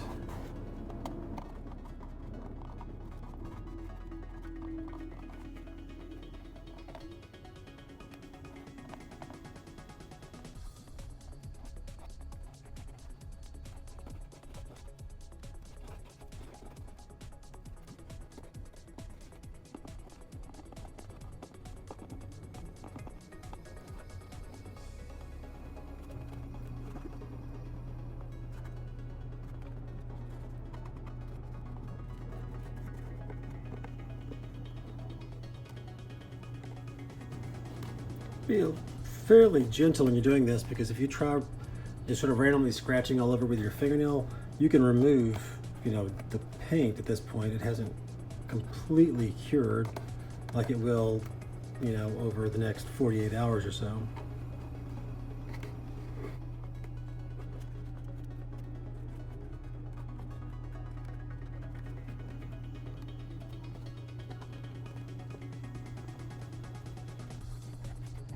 I was thinking there was more on this one, but there may not be.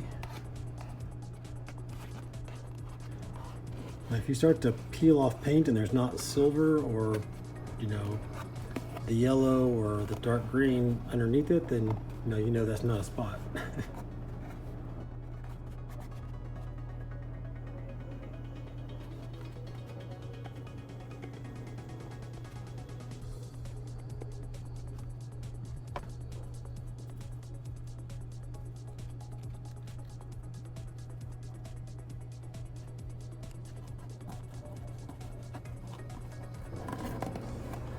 And if you're curious about using the toothpaste or something like that, look on the episode on the Boba Fett helmet, and I did use toothpaste on that. So in the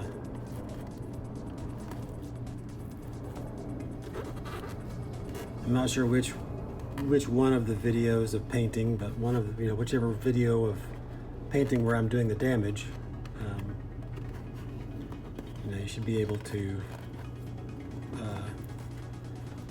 watch me use the toothpaste. Sorry, I got a little distracted there. My phone's about to run out of power.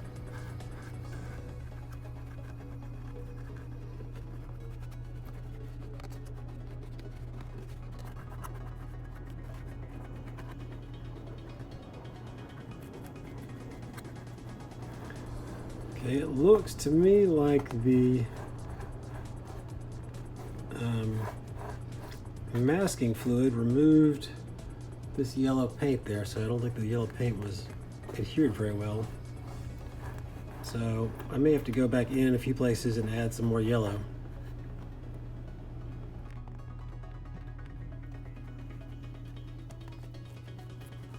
Just like in all my other videos, if you mess up, there's always a chance to fix it.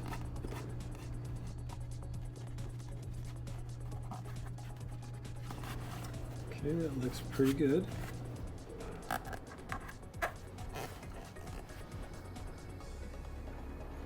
That just leaves the back. And of course, after I film this, I'll go back and check my photos and make sure that I haven't missed anything.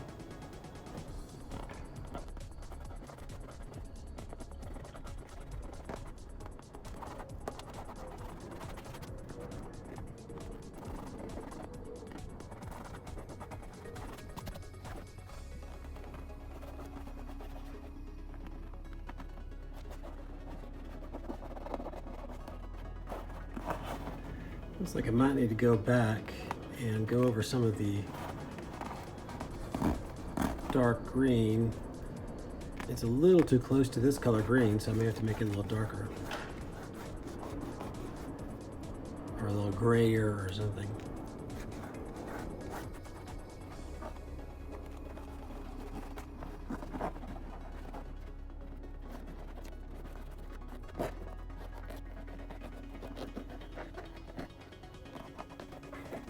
This really is one of the most satisfying stages of the whole production here.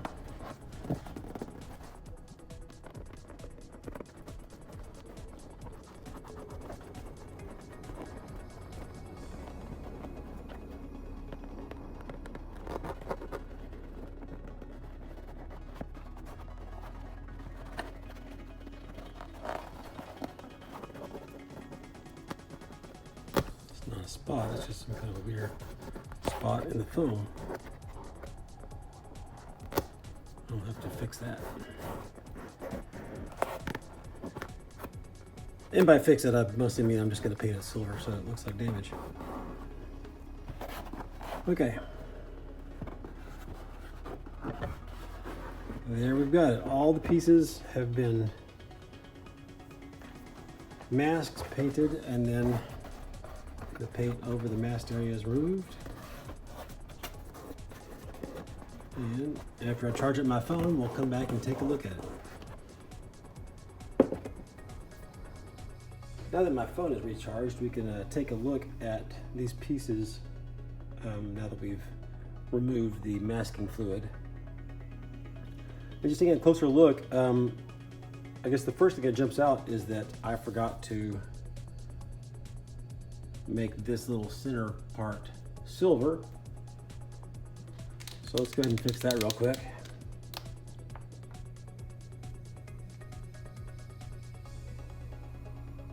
This is going to be a bit too intense for now, but everything about this armor is a little bit intense right now, so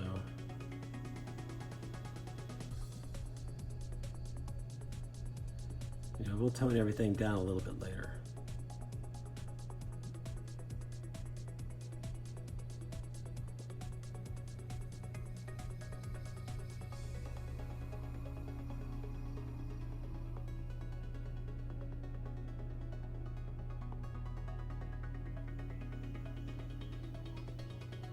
I'm just going to say make sure you don't get any on this edge, and I already did that, so I'll have to fix that. That'll be easy enough to fix.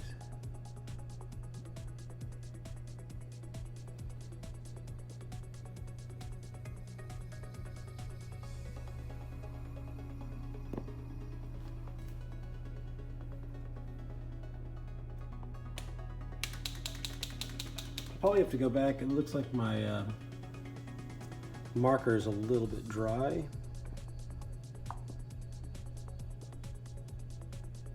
So I'll probably go back and put a second coat on that after it cures. The other thing that I've noticed is that I'm not a big fan of this little starburst kind of effect that I did on some of these. So I think I'll go back with the green and just make this more of a slightly irregular, sharp-edged area. Do that on pretty much all of these sort of blaster shot marks. The other thing is that looking at some old photos of Boba Fett, this yellow is a bit intense. You know, it kind of goes back with everything else. You know, everything's a little bit intense, but the yellow should be a little bit darker in general and probably a little bit greener than this. So I think what I'll just do later on when I go into the aging process is I will take some of this same color green as this, not from the spray can, but just my regular Liquitex Basics paints, and I'll just kind of put some on there and then wipe most of it off, and I think that'll just tone the yellow down a little bit, but we'll, you know, more about that later. In general, I think this looks pretty darn good. You know, it's just always kind of weird looking to see pristine paint and then all this damage on the pristine paint. So once we weather this and put some scratches and things on it, you know, just little scratches, and dirty it up a bit, I think it'll look much more realistic.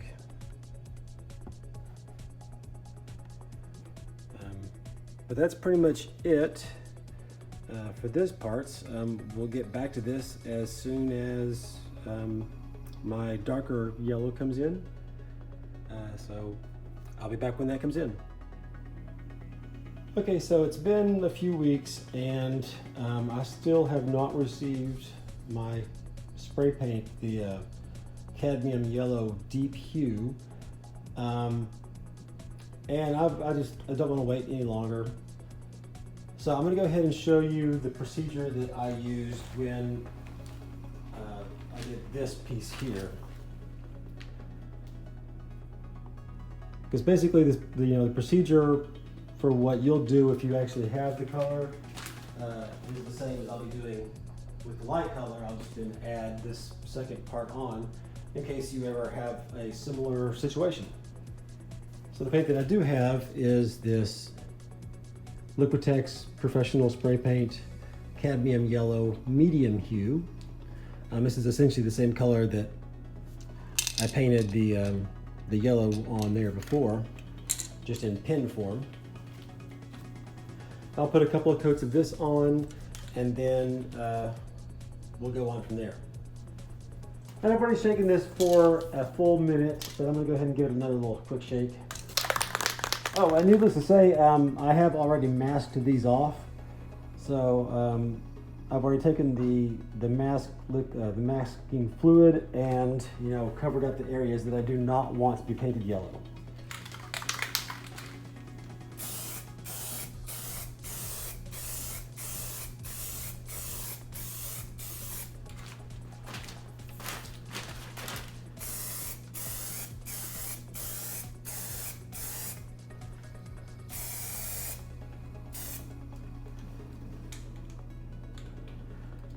I could take the time to try and mask off this, but I think it's just going to be easier to go back and paint it a different color later, so it's going to get yellow.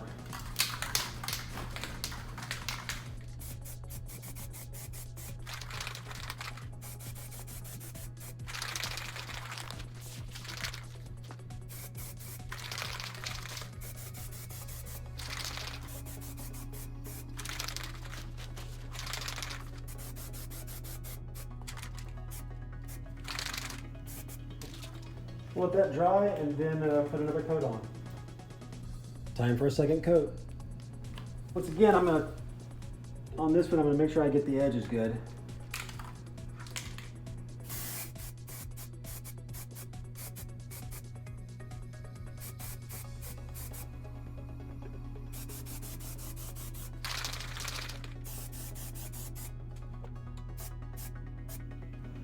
You can see where there's some pretty bad drips right through here.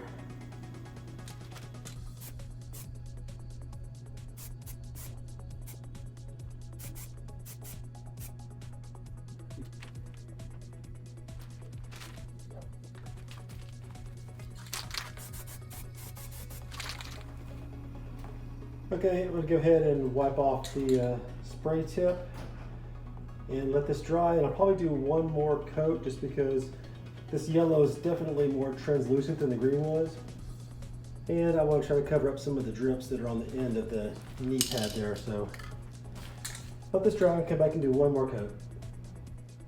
All the paint's dry now, and since the last time you saw me, I went ahead and put a third coat of this yellow on, just, you know, sprayed on just like I did the other two coats. So in total, this has 3 coats of the cadmium yellow medium hue.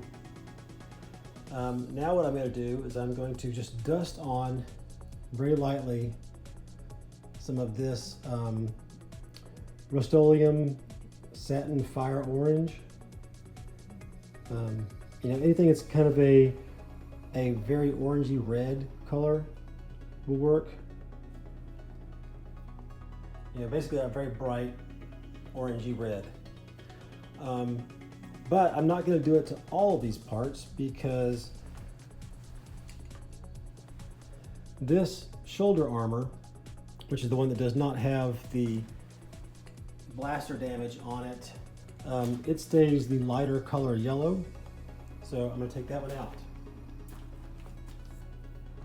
So you will have, you know, the two different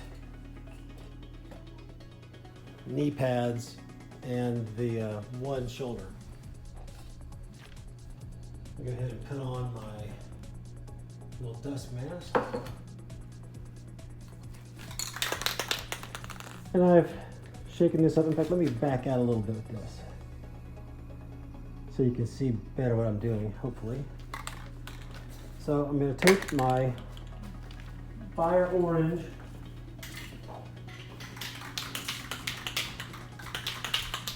and instead of like what I have been doing, which has been, you know, from about somewhere between 10 to 12 inches away to spray, or even closer with the fine mist, I'm going to come way back here, maybe 2.5 to 3 feet away.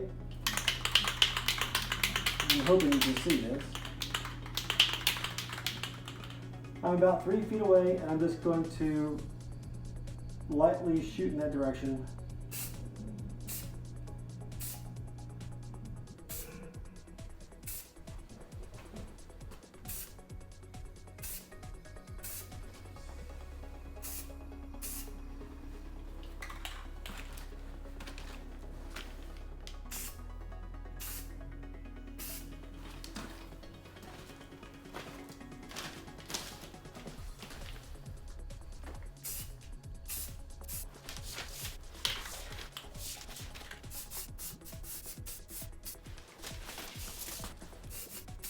I'm trying to keep it fairly even.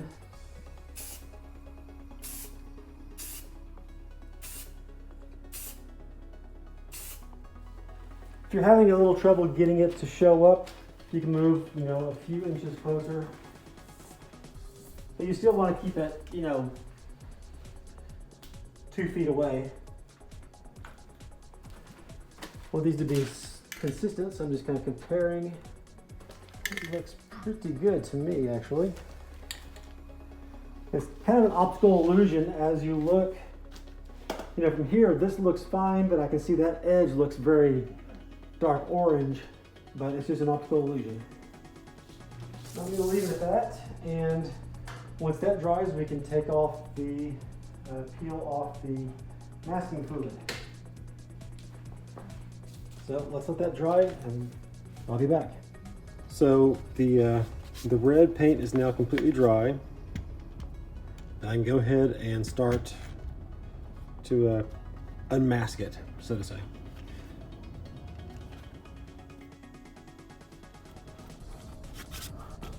So it's this point when you're doing this that you kind of feel like, did I go too far? You feel like you've actually started just peeling paint off. But as long as it's, you know, yellow or silver underneath, I know we're good.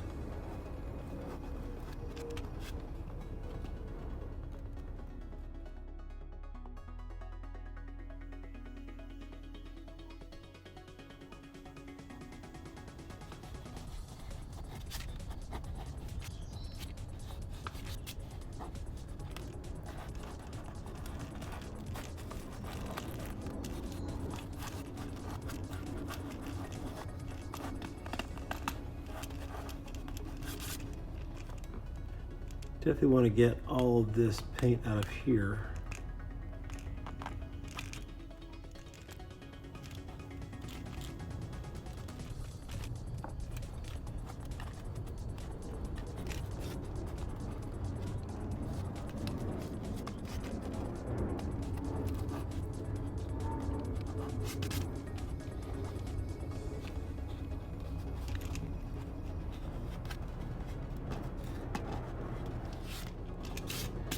Looks like I should have gotten a little bit more of the red over here.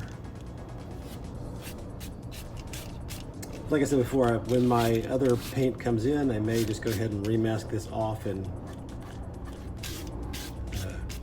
do another coat of paint on that.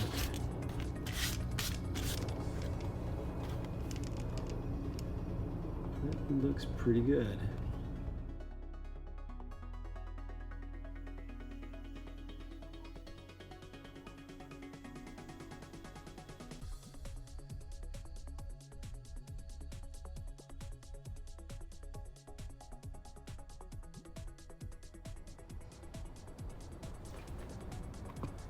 So there you have it.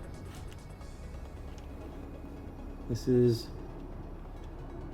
your basic paint job. You know, it looks a little strange right now, but in the next episode we'll go ahead and get this stuff ready for, you know, get it weathered and that kind of stuff. So it'll look a lot better there.